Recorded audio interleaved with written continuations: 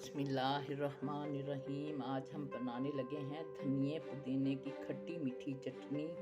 उसके लिए हमने पुदीने की 2 गठियाँ ली हैं। अब इसे हम साफ़ करके पत्ते इसके अलहदा कर लेंगे।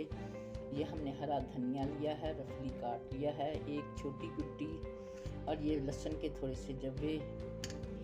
ये है हमारी साबुत गोल मिर्च।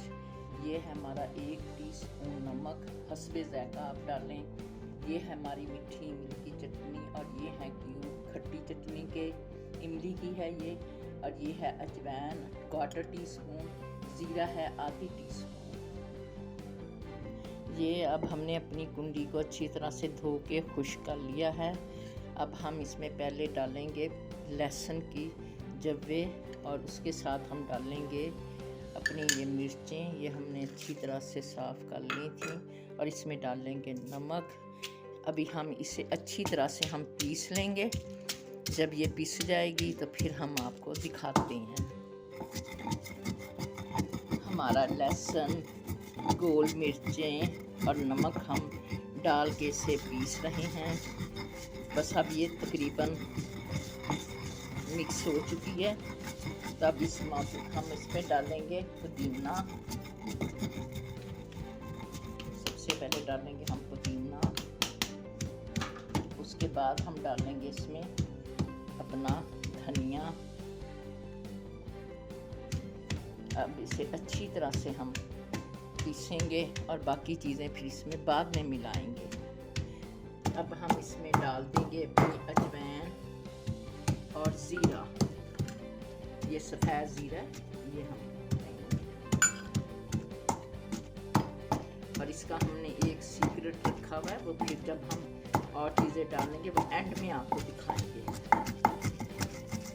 हम हमारा सीक्रेट है, इसमें 1 टीस्पून हम चीनी डाल रहे हैं, और इसमें थोड़ी सी हम ये मीठी चटनी जो इमली की बनाई हुई है वो डाल रहे हैं।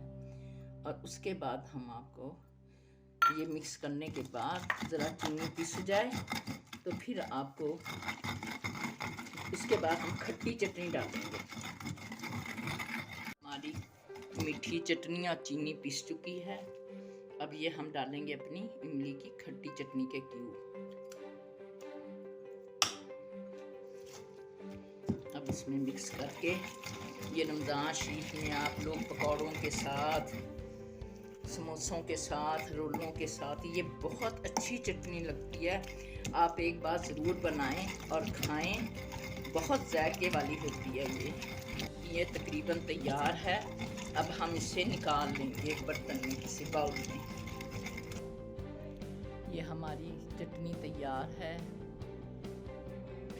पुदीने और हरे धनिए की मीठी खट्टी चटनी पकौड़ों के साथ, समोसों के साथ, रोलों के साथ बड़ी अच्छी लगती है। सालन जब आप खाना खाने लगें, दस्तरखान पे रखें, सबको ज़रूर पसंद आएगी। लाइक और सब्सक्राइब भी कर दिया करें।